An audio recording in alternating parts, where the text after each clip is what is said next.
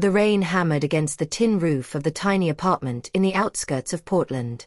Inside, 22-year-old Marcus Chen sat beside his mother's bed, watching her chest rise and fall in shallow, labored breaths.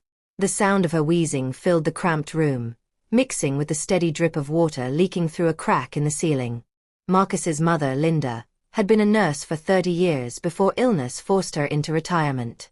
Now, the woman who had spent her life caring for others couldn't afford her own medical treatment. The irony wasn't lost on Marcus as he wrung out a washcloth in a chipped bowl and placed it gently on her burning forehead. "Marcus," she whispered, her voice barely audible above the rain.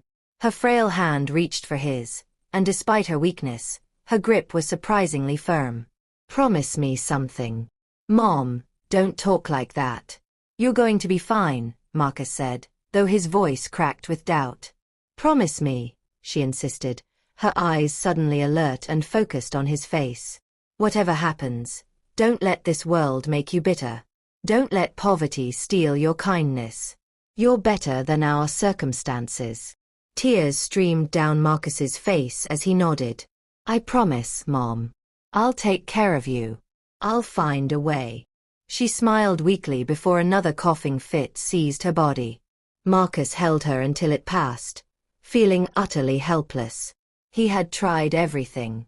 He'd worked 3 delivery jobs simultaneously, sold his car, his laptop, even his deceased father's watch. He'd stood in line at charity offices, filled out endless forms for assistance programs, and knocked on the doors of distant relatives who all claimed they couldn't help. The medical bills kept piling up. The pharmacy had stopped extending credit. And his mother's condition was deteriorating rapidly. That night, after his mother finally fell into a fitful sleep, Marcus stood by the window watching the rain. In his pocket was a crumpled piece of paper, an address he'd overheard some guys talking about at the warehouse where he picked up delivery packages. They'd been laughing about how some tech billionaire named Richard Foster kept cash in his mansion, like it was the 1950s. Marcus had never stolen anything in his life. His parents had raised him to believe in hard work and integrity. But as he listened to his mother's labored breathing behind him, a desperate voice in his head grew louder. What good were principles if they meant watching his mother die? He pulled out another piece of paper from his other pocket, the final notice from the hospital. Without payment within 48 hours, they would discontinue his mother's medication. 48 hours. That's all the time he had left to save the only person in the world who loved him unconditionally. Marcus's hands trembled as he made a decision that would change his life forever. Tomorrow night, he would do something he never imagined himself capable of. He would break into Richard Foster's mansion. Not because he was a criminal, but because he was a desperate son watching his mother slip away, and society had failed them both. As thunder rumbled across the Portland sky, Marcus whispered into the darkness. "Forgive me, Dad. Forgive me, Mom. But I can't lose her. I won't." If you're gripping your seat wondering what happens next, you're not alone. Hit that like button and subscribe to our channel so you never miss a story that will touch your heart. Drop a comment below telling us what you would do in Marcus's situation. Next chapter is coming up next, and trust me, you won't believe what happens when Marcus enters that mansion. The next morning, Marcus woke with a heavy weight pressing on his chest. Sunlight streamed through the thin curtains of their apartment, and for a brief moment, he forgot about the decision he'd made the night before. Then reality crashed back in as he heard his mother coughing in the next room. He rushed to her side with a glass of water and her morning pills, the last ones they had. As she swallowed them with difficulty, Marcus studied her face. She had aged 10 years in the past 6 months. The vibrant woman who used to dance in the kitchen while cooking dinner was now a shadow of herself. "I have some deliveries today, Mom," Marcus lied, forcing a smile. "Big tips expected. Things are going to get better soon." Linda managed a weak smile. "You're such a good boy, Marcus. Your father would be so proud." Those words stabbed at his heart. Would his father be proud of what he was about to do? Marcus pushed the thought away. He had to stay focused.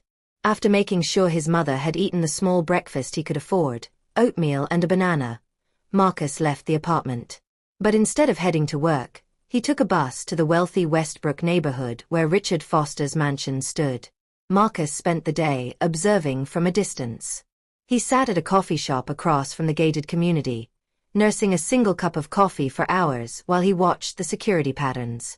Guards changed shifts at 2 p.m. Delivery trucks came and went. Landscapers arrived at noon and left by 4. He felt sick to his stomach. This wasn't him. He'd never even gotten a parking ticket before. But every time doubt crept in, he thought about his mother's labored breathing, and his resolve hardened. As evening approached, Marcus returned to his apartment to check on his mother.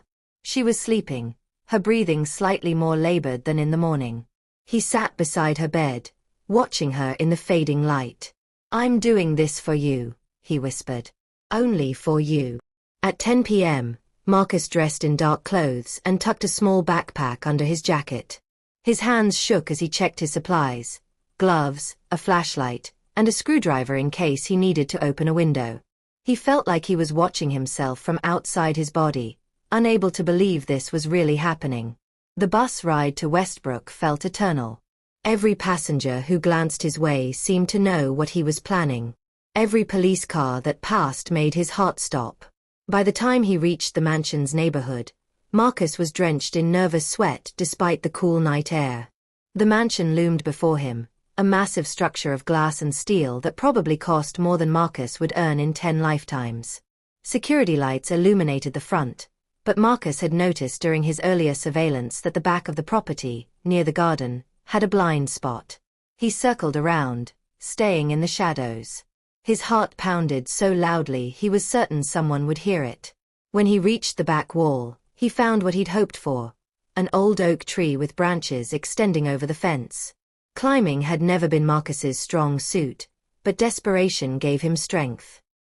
He scraped his hands on the rough bark and tore his jacket on a branch, but within minutes, he was dropping down on the other side of the wall into Richard Foster's property. The garden was eerily quiet. Marcus crouched behind a hedge, giving his eyes time to adjust to the darkness and his heart time to slow down. In the distance, the mansion glowed with soft interior lights. He could see a window on the ground floor, partially open. "This is it," Marcus whispered to himself. "Just get in, find the cash, and get out. Nobody gets hurt."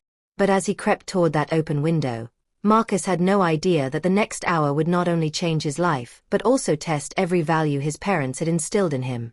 The choice between survival and integrity was about to become terrifyingly real. Marcus's hands trembled as he lifted the partially open window and slipped inside. His feet touched the plush carpet, and he froze, listening intently for any sound. The house was silent except for the faint hum of expensive appliances and the tick of what sounded like an antique clock somewhere in the distance. He was in a study. Moonlight filtered through the windows, illuminating rows of leather-bound books, a massive mahogany desk, and artwork that probably cost more than his entire apartment building. The air smelled of leather, old paper, and wealth, a scent Marcus had never experienced before. His conscience screamed at him to leave, but the image of his mother's face pushed him forward. He moved carefully through the study, testing each floorboard before putting his full weight down, terrified of making noise. The hallway beyond was even more intimidating. Crystal chandeliers hung from high ceilings. Marble floors gleamed in the low light. Paintings by artists Marcus recognized from museum visits in elementary school adorned the walls. This wasn't just wealth, it was generational fortune. Marcus tried several rooms on the first floor: a dining room with a table that could seat 20, a living room with furniture that looked too perfect to sit on, a home theater with reclining chairs that probably cost more than his mother's medication. But no cash. His heart sank. Maybe the story he'd overheard was just talk. Maybe rich people didn't actually keep cash at home anymore. Maybe this whole desperate plan was pointless. Then he saw the stairs leading to the second floor. Every instinct told him to leave, but he'd come this far. His mother had 48 hours.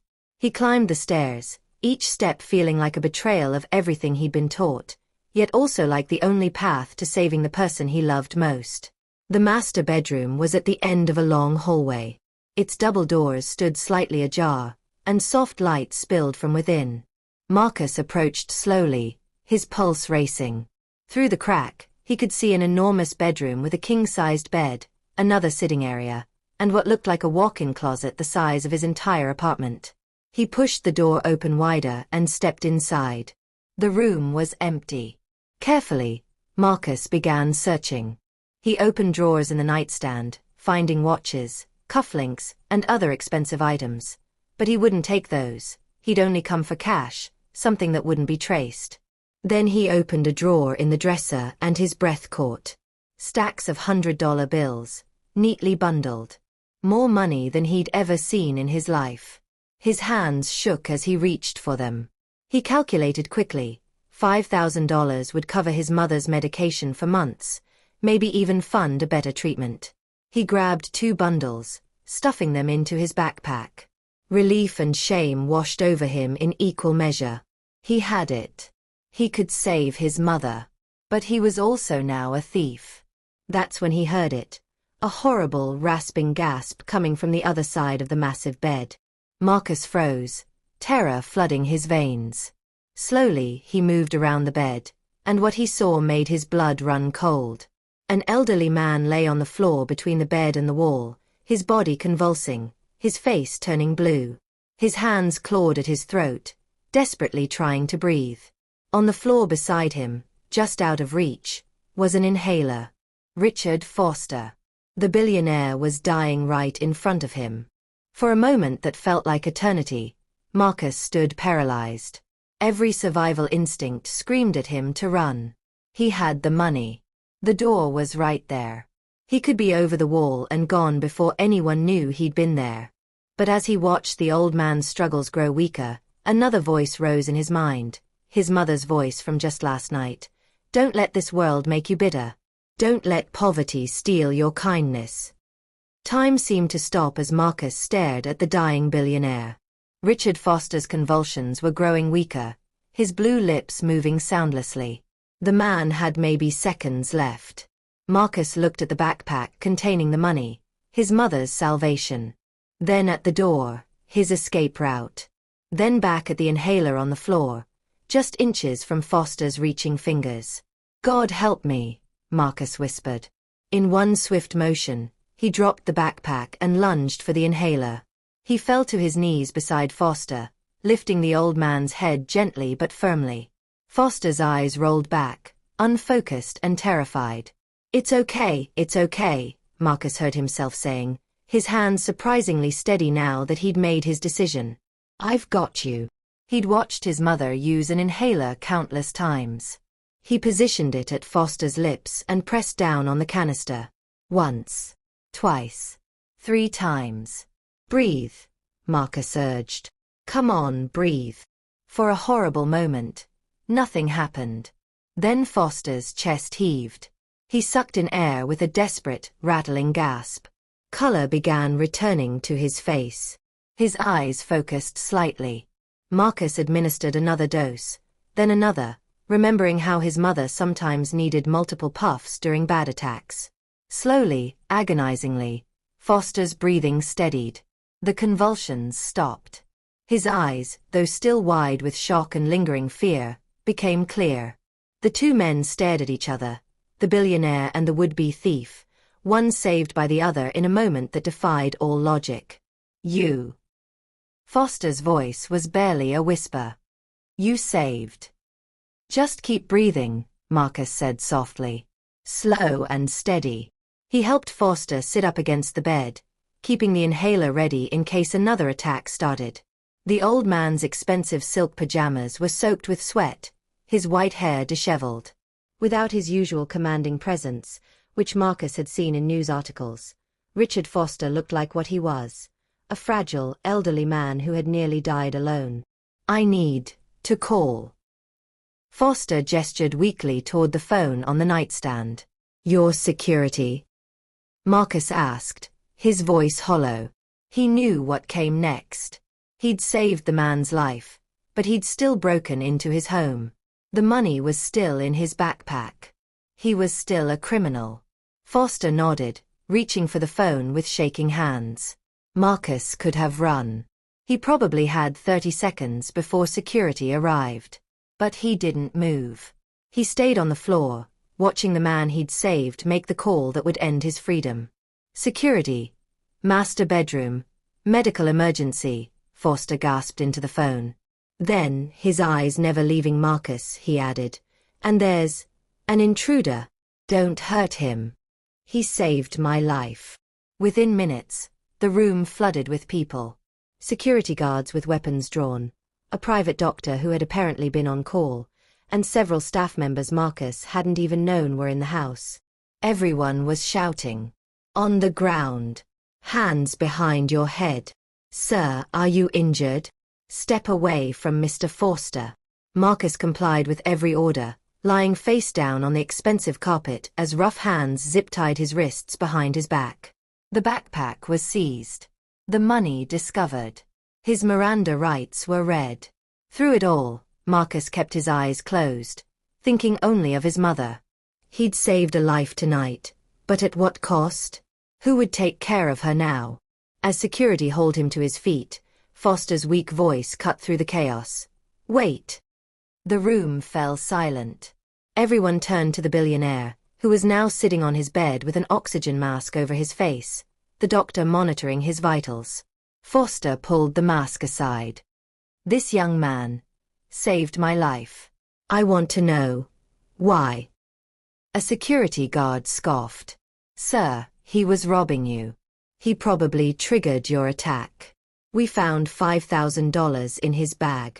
I didn't ask what he took, Foster said, his voice growing stronger. I asked why he saved me. All eyes turned to Marcus. His throat felt tight. What could he possibly say? That he was desperate? That he'd promised his dying mother? That for one moment, faced with another person's death, he couldn't go through with his plan? Marcus stood with his hands zip-tied behind his back, surrounded by security guards, facing the billionaire he'd come to rob and ended up saving. The weight of everyone's stares pressed down on him. Richard Foster waited, oxygen mask pulled aside, his intelligent eyes fixed on Marcus with an intensity that made it impossible to look away. Marcus started, his voice cracking. I don't expect you to understand. Try me, Foster said quietly. Something in the old man's tone, not accusatory, just genuinely curious, broke through Marcus's defenses. Tears began streaming down his face before he could stop them. My mother is dying, Marcus said, his voice raw. She has chronic lung disease. She was a nurse for 30 years, spent her whole life taking care of others, and now she can't afford her own medication. I've sold everything. I've worked every job I could find. I've begged every person I know. And still, I'm watching her die. The room was silent except for Marcus's labored breathing as he fought to continue. I've never stolen anything in my life, sir. My parents raised me better than this. My father died 5 years ago, and with his last breath, he made me promise to take care of my mom. But I'm failing. The hospital gave me 48 hours to pay or they'll stop her medication. 48 hours to watch my mother die because I'm poor. Marcus's legs felt weak. A security guard steadied him roughly, but Foster held up a hand. Let him sit. They pushed Marcus into a chair. He slumped forward, the words continuing to pour out like a dam had broken. I heard some guys talking about you keeping cash at home. I didn't believe it at first, but I was desperate.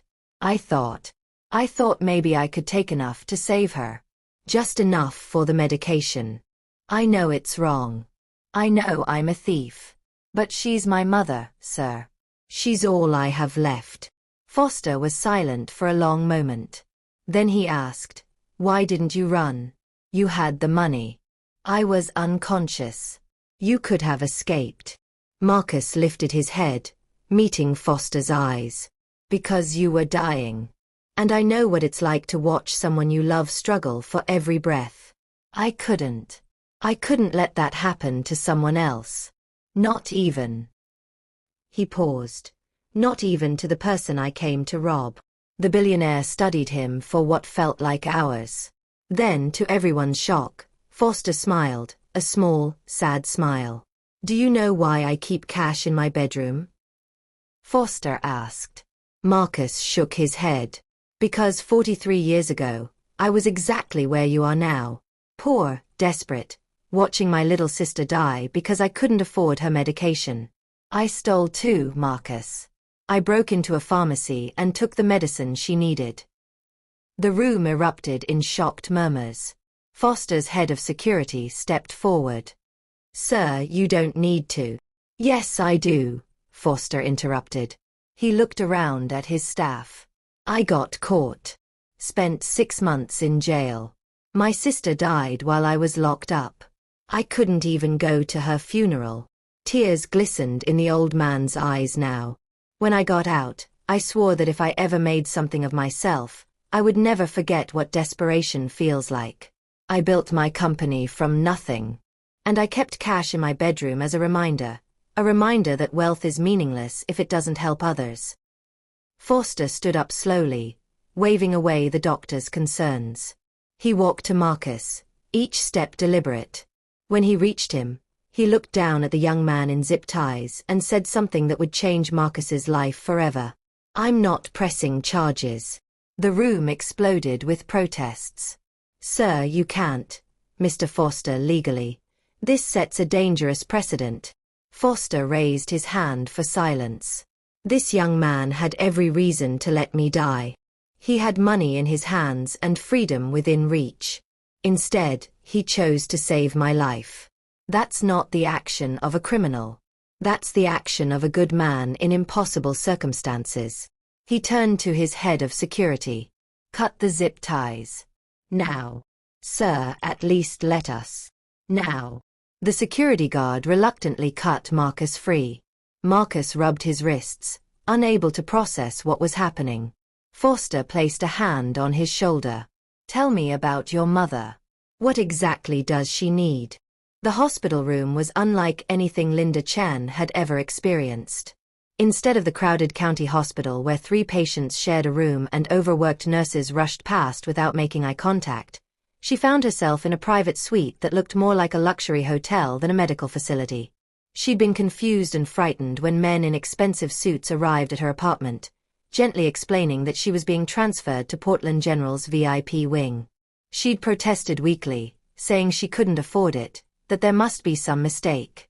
They'd simply smiled and said everything had been taken care of. Now, 2 days later, Linda was sitting up in bed, breathing without pain for the first time in months. The new medication was working. The top pulmonologist in the state had examined her. They were talking about treatments she'd only read about in medical journals during her nursing days. Treatments that could give her years, maybe decades more. But the best medicine was about to walk through her door. Linda heard voices in the hallway. One was unfamiliar, elderly and authoritative. The other made her heart leap. Marcus. The door opened, and her son walked in. But he wasn't alone. Beside him stood an elderly man in an expensive suit who could only be Richard Foster. His face was familiar from news articles, though he looked older and more tired than in his photos. Mom. Marcus rushed to her bedside, taking her hands. You're sitting up. You look better, she finished, her voice still weak but clearer than it had been in months. Marcus, what's happening? These doctors, this room, the medicine. I don't understand. Marcus glanced at Foster, who nodded encouragingly. Mom, I have to tell you something. And I need you to listen without interrupting, okay? Over the next 20 minutes, Marcus told her everything.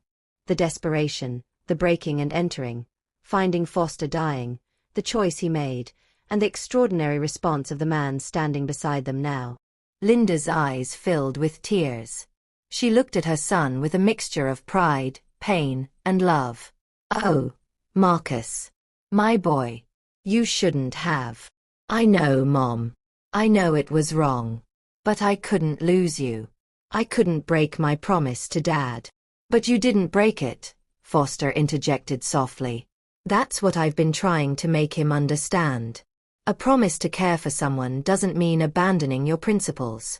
Marcus saved my life when he could have let me die. That's not a broken promise, that's character. Linda looked at the billionaire through her tears. Thank you. Thank you for not taking my son from me. Mrs. Chen, Foster said, pulling up a chair beside her bed. I need to thank your son. And I need to apologize to you both. I've spent decades building wealth, and somewhere along the way, I forgot what it was like to be truly desperate. Your situation, your son's desperation, it reminded me of something important. Wealth means nothing if it doesn't alleviate suffering. He reached into his jacket pocket and pulled out an envelope. Your medical expenses, all of them, past and future, have been covered. But more than that, I want to offer Marcus a job. Marcus's eyes widened. Sir, I don't have a college degree. I've just been doing delivery work. I don't care about degrees, Foster interrupted. I care about character. Someone who would risk their freedom to save a stranger's life is someone I want in my company. I'm offering you a position as my personal assistant. You'll learn the business from the ground up. If you prove yourself, there's no limit to where you can go. I don't know what to say, Marcus stammered. Say yes, his mother whispered, squeezing his hand. Say yes and promise me you'll never lose sight of who you are. Success means nothing if it costs you your soul. Marcus looked at his mother, then at Foster. Why? Why are you doing all this? Foster's expression grew distant. Because 43 years ago, someone should have done it for me. I told you about my sister. What I didn't tell you is that after she died, after I got out of jail, I became hard. I told myself the world was cruel and only the ruthless survived. I built my fortune with that coldness. He paused, emotion flickering across his face. But when I was lying on that floor, unable to breathe, watching death approach, do you know what I thought about? Not my companies, not my fortune, not my achievements. I thought about my sister. I thought about all the good I could have done and didn't. And then you, a stranger who had every reason to hate people like me, you saved me. Foster stood, straightening his jacket. You gave me a second chance at life, Marcus. Let me give you one at the future you deserve. Not as charity, but because I believe you've earned it. Linda pulled Marcus close, tears streaming down both their faces. In that moment, surrounded by the machines monitoring her healing body and the presence of a billionaire offering redemption, she felt something she hadn't felt in years: hope. Marcus's first day at Foster Technologies felt like landing on an alien planet. The headquarters occupied a gleaming 40-story building in downtown Portland, with floor-to-ceiling windows offering panoramic views of the city. The lobby alone was larger than any place Marcus had ever worked. As he entered wearing his only suit, a thrift store find he'd bought years ago for his father's funeral, he felt every eye on him. Employees in designer clothes and expensive watches hurried past, carrying tablets and talking about tech developments Marcus barely understood. Marcus Chen. A professionally dressed woman with a tablet approached. I'm Jennifer Wu, Mr. Foster's executive assistant. He's asked me to show you around and get you oriented. She led him to the elevator, her heels clicking on the marble floor. As they ascended, Marcus caught sight of his reflection in the mirrored walls. His suit was dated and didn't quite fit. His shoes, despite his best efforts to polish them, looked worn.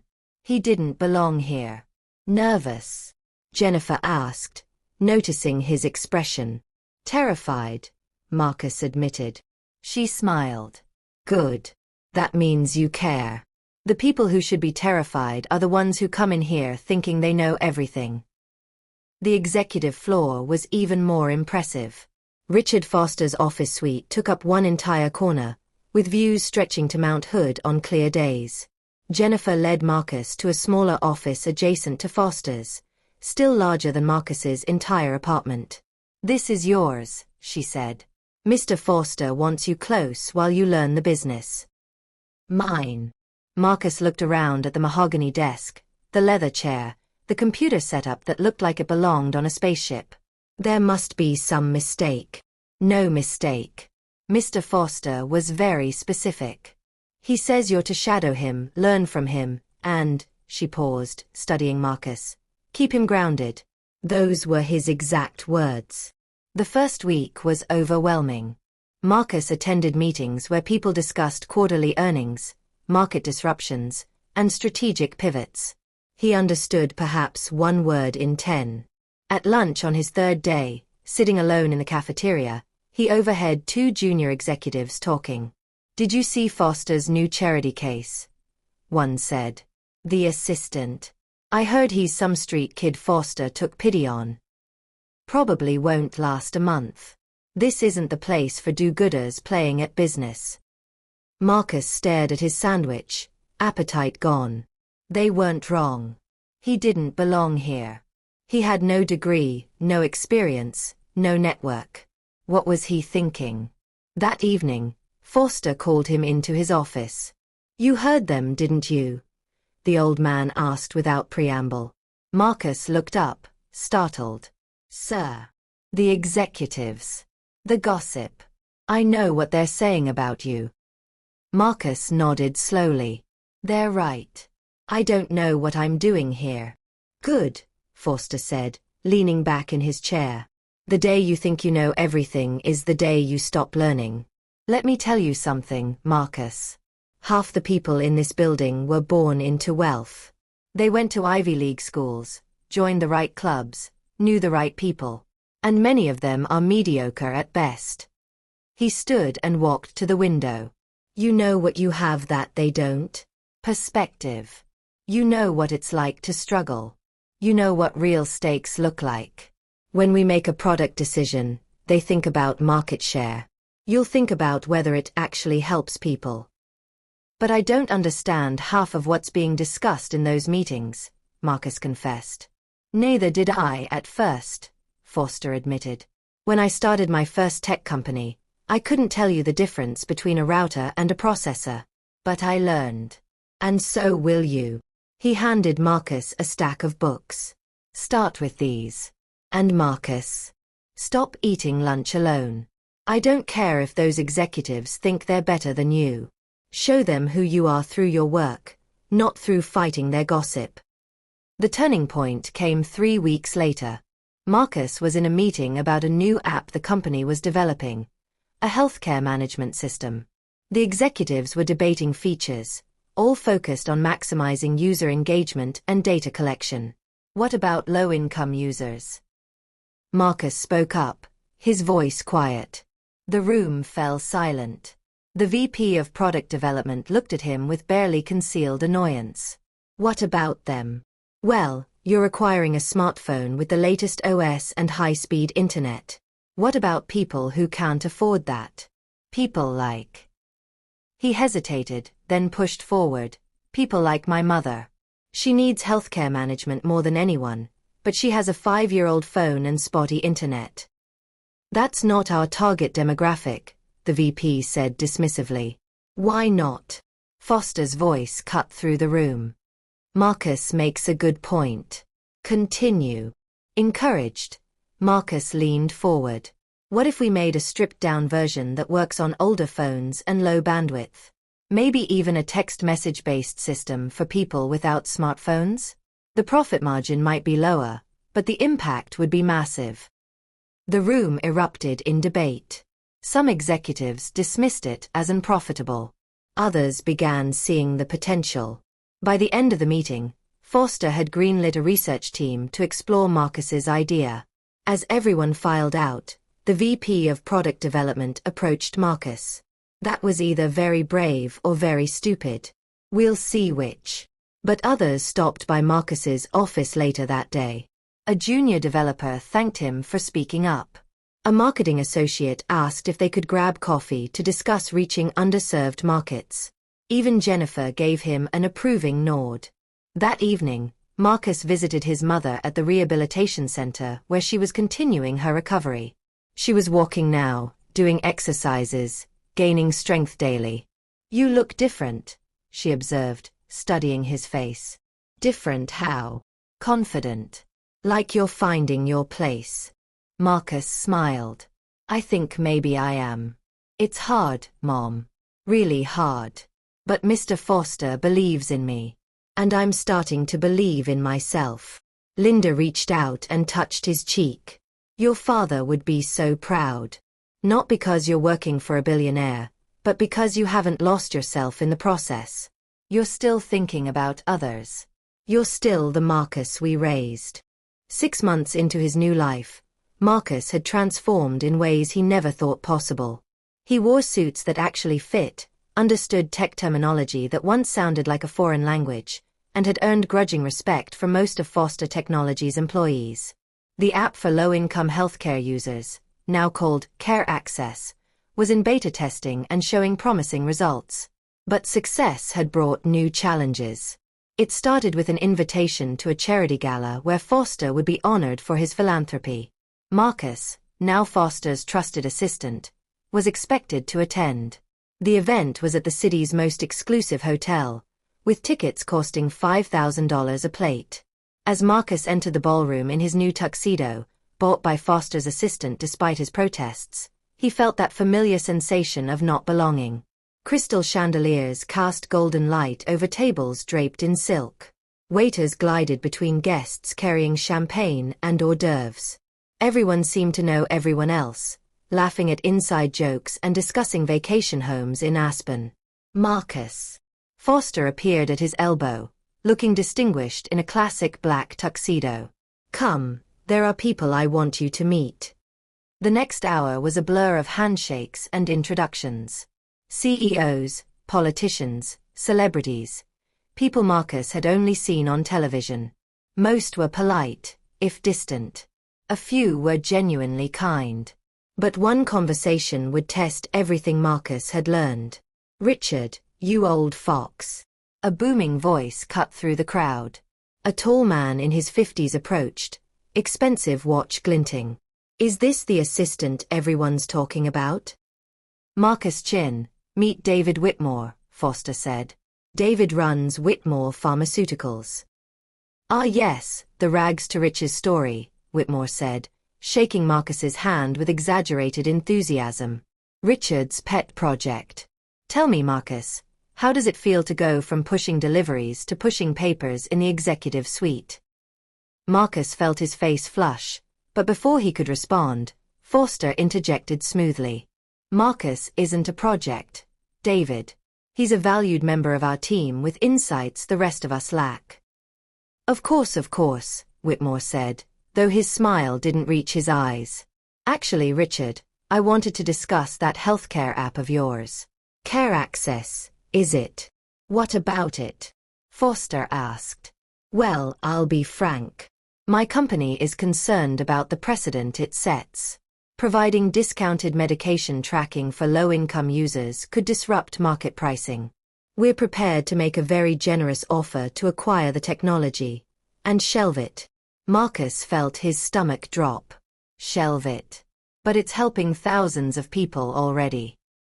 Whitmore turned to him with amusement. That's very noble, son. But this is business. Sometimes helping people isn't profitable. We're offering $20 million for the technology. That's a significant return on investment.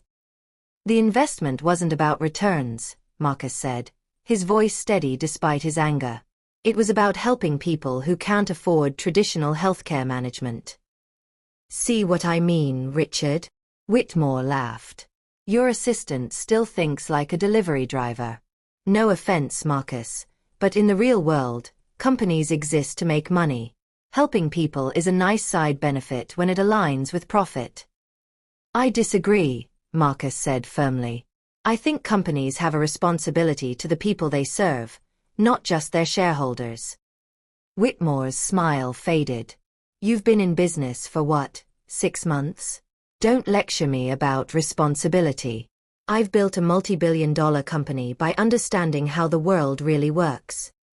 By pricing medication so high that people like my mother had to choose between eating and breathing. Marcus's voice rose slightly. Other guests were starting to notice. That's not business, Mr. Whitmore. That's... Marcus. Foster's hand on his shoulder was gentle but firm. Perhaps we should continue this discussion in private. But the damage was done. Whitmore's face had turned red. You let your assistant speak to potential partners like this? Richard, I expected better from you. David, Foster said quietly, I think you should know that Marcus's opinion carries significant weight with me. And I agree with him. Care Access isn't for sale, at any price.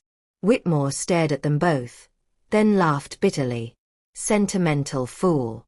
You've gone soft, Richard. Maybe it's time to retire before that bleeding heart of yours bankrupts the company. He walked away, leaving Marcus and Foster standing in awkward silence as other guests pretended not to have noticed the confrontation. I'm sorry, Marcus said quietly. I shouldn't have. You absolutely should have, Foster interrupted. That's exactly why I wanted you here, Marcus. To remind me, and everyone else, what really matters. But Foster's board of directors didn't see it that way. The following Monday, Marcus was summoned to an emergency board meeting. He sat uncomfortably at the massive conference table, surrounded by board members who looked at him with expressions ranging from skepticism to outright hostility. Mr. Chen, the board chairman began, his tone icy. Your confrontation with David Whitmore at the gala has had consequences. Whitmore Pharmaceuticals has withdrawn from 3 joint ventures, costing us an estimated $40 million in projected revenue. I understand, Marcus said. But Care Access is helping over 50,000 low-income users manage their healthcare. That has value too. Sentimental value, another board member scoffed. The app generates minimal revenue. Meanwhile, your idealism has cost us real money and partnerships. The chairman leaned forward. Mr. Chin, we appreciate Mr. Foster's charitable instincts.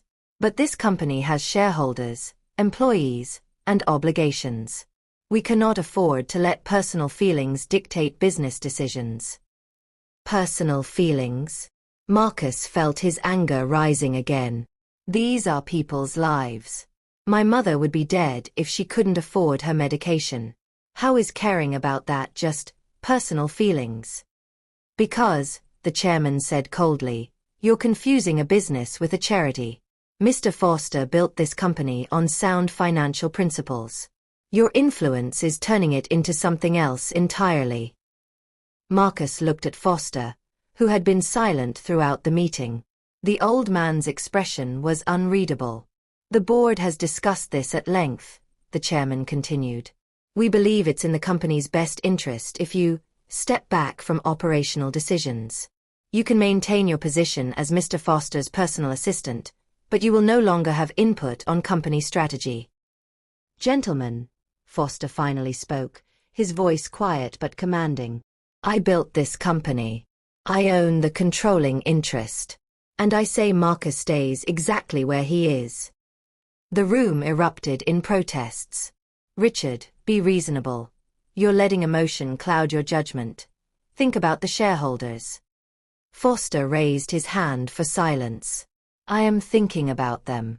I'm thinking about building a company that will last generations, not just quarters. And that requires people like Marcus who remember that behind every user, every customer, every statistic, there's a human being. He stood slowly, leaning on the table. David Whitmore wanted to buy Care Access to destroy it. To eliminate competition that might force pharmaceutical companies to be more ethical. If we'd sold it, we'd have been complicit in harming the very people we claim to serve. But the lost revenue, a board member protested, can be recovered, Foster interrupted. Lost integrity cannot. Marcus made the right call. And if this board cannot support leaders who prioritize people alongside profits, then perhaps it's time to restructure the board. The implied threat hung in the air. Foster had the power to replace any board member. It was a power he'd rarely used, but everyone in the room knew he had it. The chairman cleared his throat. Of course, Richard. We simply wanted to ensure all perspectives were considered. If you have confidence in Mr. Chen, then naturally we support your decision. As the meeting adjourned, Marcus followed Foster back to his office. Once the door closed, Foster turned to him with a tired smile. That, he said, is the cost of doing the right thing. Not everyone will understand. Not everyone will support you. Sometimes doing good is expensive and inconvenient. I cost the company $40 million, Marcus said quietly. You saved the company's soul, Foster corrected. Money comes and goes. Integrity, once lost, is nearly impossible to regain. You passed the test, Marcus. Test. Foster nodded. I knew Whitmore would be at that gala. I knew he'd make an offer for care access. I needed to see what you'd do when faced with a choice between profit and principle. You chose principle. That's why you're ready for what comes next. What comes next? Foster pulled out a folder and handed it to Marcus. I'm promoting you to Vice President of Social Impact. You'll lead a new division focused on developing profitable solutions that genuinely help underserved communities. It won't be easy. Many people will think you're naive. But I believe you can change how this company, and this industry, thinks about business. Marcus stared at the folder, overwhelmed. 6 months ago, he'd been breaking into this man's home out of desperation. Now he was being given the power to help thousands, maybe millions of people like his mother. I don't know if I'm ready, he admitted. Neither did I when I started, Foster said. But you have something I didn't have at your age. Compassion that hasn't been hardened by cynicism. Don't lose that, Marcus. Don't let success make you forget where you came from. 2 years had passed since that fateful night Marcus climbed through Richard Foster's window. As he stood before the groundbreaking ceremony in the old neighborhood where he'd grown up, Marcus could barely recognize himself, or his community. The empty lot that had once been filled with abandoned buildings and broken dreams was about to become the Marcus Chen Community Health Center. But unlike typical charity projects, this facility represented something revolutionary. A sustainable business model that served low-income communities while remaining profitable. Marcus adjusted the microphone as hundreds of community members gathered. He saw faces he recognized, former neighbors, old friends who'd struggled alongside him, people who once mocked his dreams. His mother sat in the front row, healthy and radiant, tissues already in hand. Thank you all for coming, Marcus began, his voice steady with confidence earned through hard work. 3 years ago, I stood in this neighborhood as a desperate man. I'd lost hope. I'd lost direction. I was ready to throw away everything my parents taught me because I couldn't see another way forward. He paused, emotion tightening his throat. I'm not going to pretend I made all the right choices. I didn't. I broke the law. I put my freedom at risk. But in my darkest moment, I was given a second chance. Not just by a generous man, but by the choice I made to value life over money, even when that money could have saved someone I loved. Marcus gestured to Foster, who sat beside his mother. Mr. Foster taught me that business doesn't have to choose between profit and purpose. This health center proves it. We've partnered with local hospitals, tech companies, and pharmaceutical firms to create a facility that serves everyone, regardless of their ability to pay. He pulled out a sheet of paper. The numbers tell the story. We'll employ 150 local residents. We'll provide healthcare services at 60% below market rates. And through our innovative insurance pooling system and telehealth technology, we'll still operate at a 12% profit margin, enough to expand to other communities. A hand shot up in the audience. It was Tom, a guy Marcus used to work deliveries with. Marcus, this all sounds great, but how do we know it's not just charity that'll disappear when the money runs out? Because we built it to last, Marcus replied. Every service is priced to sustain itself. We're not depending on donations or grants. We're creating a model that proves you can do good and do well at the same time. And Tom, I'm glad you're here, because I wanted to offer you a position as Community Outreach Coordinator. Tom's jaw dropped. The crowd applauded. Marcus continued sharing his vision. The health center was just the beginning. They were launching a job training program for formerly incarcerated individuals. A microloan initiative for aspiring entrepreneurs. An affordable housing project using innovative construction methods. The system told us we don't matter, Marcus said, his voice rising with passion. It told us our zip code determines our destiny. It told us to accept poverty as permanent. But we're proving them wrong. Not through handouts, but through innovative solutions that treat everyone as valuable, regardless of their bank account. An elderly woman in the crowd stood up. Marcus, do you remember me? Marcus squinted, then recognition dawned. Mrs. Patterson. You used to run the corner store. That's right. And I remember when you were a boy, always talking about your big dreams. Your mama would come in, barely able to afford groceries, but she always had faith in you. Even when others laughed. She wiped her eyes. I'm sorry I was one of the ones who laughed. You've shown us all what's possible. The crowd erupted in applause. Marcus felt tears streaming down his own face. After the ceremony, as contractors prepared to break ground, Forster pulled Marcus aside. They walked to the edge of the lot, looking out over the neighborhood. You've exceeded every expectation, Forster said quietly. When I decided not to press charges that night, I hoped you'd turn your life around. But this, transforming an entire community, this is beyond anything I imagined. I had a good teacher, Marcus replied. You showed me that wealth isn't about what you have, but what you do with it. Forster was silent for a moment, then said, I need to tell you something. I'm retiring next month. The board will vote on a new CEO.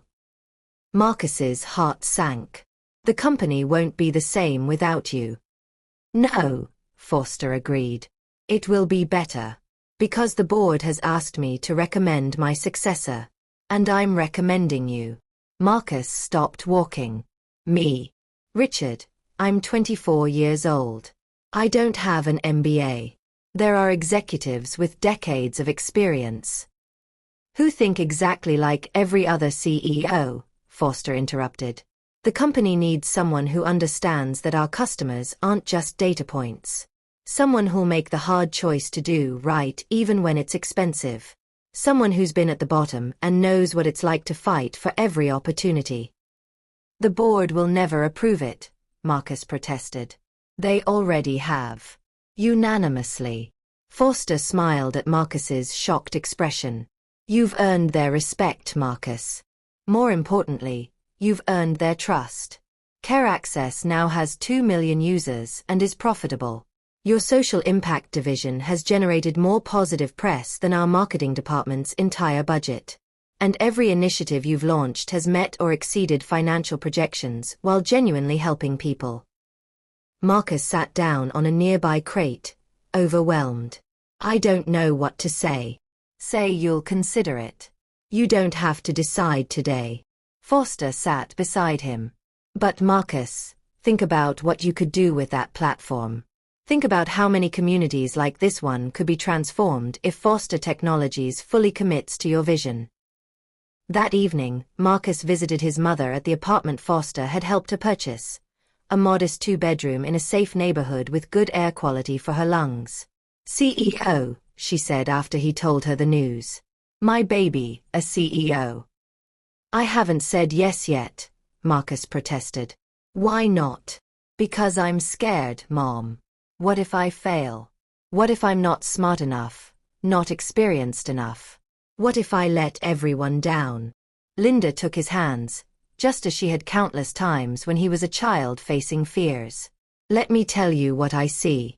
I see a boy who promised his dying father he'd take care of me, and kept that promise even when it cost him everything. I see a young man who chose to save a stranger's life instead of running with money that could have saved mine.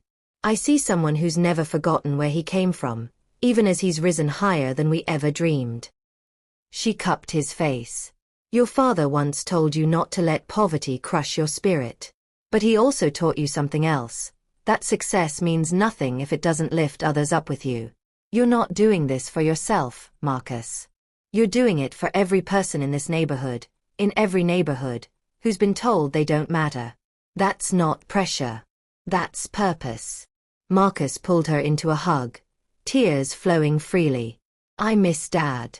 I wish he could see this. Oh, baby, Linda whispered. He sees. And he's so proud. The next morning, Marcus walked into Foster's office with his answer. But before he could speak, Foster gestured to the window. Come look at this. Outside, a crane was lifting the first steel beam for the health center. A crowd had gathered to watch, cheering as the beam rose into the air. Among them, Marcus could see Tom, Mrs. Patterson, and dozens of other community members. That's what leadership looks like, Foster said. Not corner offices and board meetings. It's people believing in a better future because someone showed them it was possible. Marcus watched the scene below, then turned to Foster with a smile. When do I start?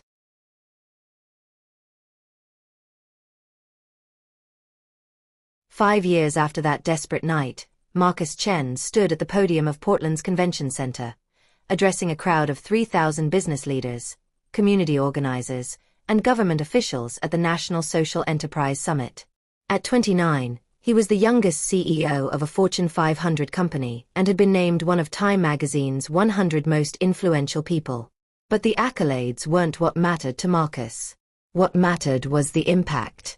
When I became CEO of Foster Technologies, Marcus began, his voice carrying through the auditorium. People said I'd run the company into the ground with my naive idealism. They said you can't build a profitable business while prioritizing people over profits. They were wrong. He clicked to the first slide. In 5 years, we've increased revenue by 140%. Our stock price has tripled. We've created 15,000 new jobs. By every traditional metric, we're a success story. He paused. But those aren't the numbers I'm most proud of. The next slide showed images of community health centers, job training facilities, and affordable housing projects. We've opened 47 Marcus Chen community health centers in underserved neighborhoods across the country. Care Access now serves 8 million low-income users. Our job training programs have placed 23,000 formerly incarcerated individuals into sustainable careers. Our affordable housing initiative has provided homes for 12,000 families. The crowd erupted in applause, but Marcus raised his hand. I'm not sharing these numbers to impress you. I'm sharing them to prove something, that doing good and doing well aren't opposites. They're partners. When you invest in people, they invest back in your mission, your products, and your vision. After the speech, during the reception, a young man approached Marcus. He looked nervous, clutching a crumpled piece of paper. Mr. Chen, I'm sorry to bother you, but I needed to thank you. What's your name? Marcus asked, shaking his hand. David. David Rodriguez. 2 years ago, I was released from prison after a robbery conviction. No one would hire me. I was desperate, about to make the same mistakes that got me locked up in the first place. Then I got into your job training program. David's eyes welled up. You gave me a second chance when everyone else saw a criminal. Now I'm a software developer at a tech startup. I have an apartment. I'm rebuilding my relationship with my daughter. You saved my life, Mr. Chen. Marcus felt his throat tighten. David, I didn't save your life. You did. I just opened a door. You walked through it. But that's the thing, David said, his voice breaking. Nobody else would even let me knock. You understand what it's like to be desperate, to make mistakes, to need grace. That's why your programs work. They're not designed by people who've never struggled. They're designed by someone who's been there. After David left, Marcus stood alone for a moment, overwhelmed by the weight of what they'd built. Then he felt a familiar hand on his shoulder. Still doubting yourself? Richard Foster asked with a knowing smile. The old man was now in his 80s, officially retired but still serving as chairman emeritus. Every day, Marcus admitted. I keep thinking I'll wake up and discover this was all a dream. That I'm still pushing a delivery cart, and my mom is still dying. But she's not, Foster said gently. She's healthy. Volunteering at the health center that bears your name. Living the life she deserves. Because you gave us a chance. No, Foster corrected. Because when faced with an impossible choice, you chose compassion over desperation. You chose to save a stranger when you could have saved yourself. That wasn't me, Marcus. That was you. They walked to the window overlooking the city. In the distance, construction was visible on another community health center. Do you remember what you asked me that night? Foster said. After the security guards had you in handcuffs? Marcus shook his head. You said, just save my mother. Forget me. If she can live, I'll endure anything. You were willing to sacrifice your freedom, your future, everything, for love. Foster's voice grew thick with emotion. That's when I knew. That's when I saw my sister in your mother, and my younger self in you. And I swore I wouldn't make the same mistake twice. What mistake? Letting the world harden my heart, Foster replied. After my sister died, I told myself emotions were weakness. I built an empire, but I built it cold. You've built something better, an empire with a heart. That evening, Marcus drove to the Marcus Chan Community Health Center in his old neighborhood. But he wasn't there for a meeting or event. He was there to keep a different promise. Inside, his mother was wrapping up her volunteer shift, helping elderly patients schedule appointments. When she saw Marcus, her face lit up with the same joy she'd shown when he was a child coming home from school. This is a surprise, she said, hugging him tightly. Come with me, Marcus said. There's something I want to show you. He led her outside to the parking lot, then passed it to a small garden area behind the center. In the center of the garden stood a bronze statue, a man kneeling beside a woman, his hand holding hers. I wanted to honor Dad, Marcus explained, his voice shaking. This is us, Mom. This is the promise I made to him, fulfilled. Linda approached the statue, reading the plaque beneath it. In memory of James Chen, who taught his son that true wealth is measured in love, not money. And to Linda Chen, whose faith never wavered even in the darkest times. This center stands as proof that promises kept can change the world. She collapsed against Marcus, sobbing. He would be so proud. So incredibly proud. I hope so, Marcus whispered. I've spent 5 years trying to keep that promise, trying to take care of you like he asked. But more than that, I've tried to honor what he really meant, to never let hardship turn me into someone he wouldn't recognize. They sat on a bench facing the statue as the sun set over Portland. The city lights began twinkling to life, and in the distance, Marcus could see the Foster Technologies Tower, the community centers, the housing projects, all the seeds they'd planted that were now bearing fruit. You know what the best part is? Linda said softly. It's not the success or the money or even the lives you've saved. It's that you're still Marcus. Still my son who cares more about others than himself. Still the boy who dreamed big and worked hard. Success didn't change who you are, it amplified it. I learned from the best, Marcus replied, taking her hand. As they sat together in the fading light, Marcus thought about that desperate night 5 years ago.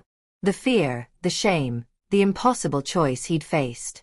If someone had told him then that his worst moment would become the catalyst for his greatest achievements, he never would have believed it. But that was the thing about second chances. They didn't erase your mistakes. They transformed them into lessons, into empathy, into fuel for making sure others didn't have to face the same impossible choices. Marcus pulled out his phone and looked at a photo from earlier that day. David Rodriguez, beaming with pride, holding his daughter's hand. Tomorrow, there would be 100 more Davids, 100 more people desperate for hope, for opportunity, for someone to believe in them. And Marcus would be there, opening doors, creating chances, proving that where you start doesn't determine where you finish. Thank you, Mom, he whispered. For never giving up on me. For believing when I couldn't believe in myself. That's what love does, baby, Linda replied, resting her head on his shoulder. It believes when everyone else doubts. It hopes when circumstances say to give up. It endures when the whole world says to quit. As stars appeared in the darkening sky, Marcus made a new promise, Not to his father, not to his mother, but to every person who'd ever felt as desperate as he once did. I won't forget where I came from. I won't stop fighting for those the system leaves behind. And I'll spend every day proving that compassion isn't weakness. It's the strongest force for change in the world. The Marcus Chen Community Health Center glowed in the night, a beacon of hope in a neighborhood that had once known only struggle. And in that light, two hearts beat with gratitude, for second chances, for promises kept, and for love that transforms everything it touches. The end. If this story touched your heart, we have one final request. Please hit that like button and subscribe to our channel for more incredible, life-changing stories like this one. Share this video with someone who needs to hear that it's never too late for a second chance, that mistakes don't define you, and that compassion can change the world. Drop a comment telling us, what's the biggest lesson you learned from Marcus's journey? Which moment impacted you the most? We read every comment, and your thoughts mean the world to us. Thank you so much for joining us on this emotional roller coaster. Remember, your circumstances don't define your destiny. Your choices do. Until next time, keep believing, keep dreaming, and keep showing compassion to everyone you meet. See you in the next story. ****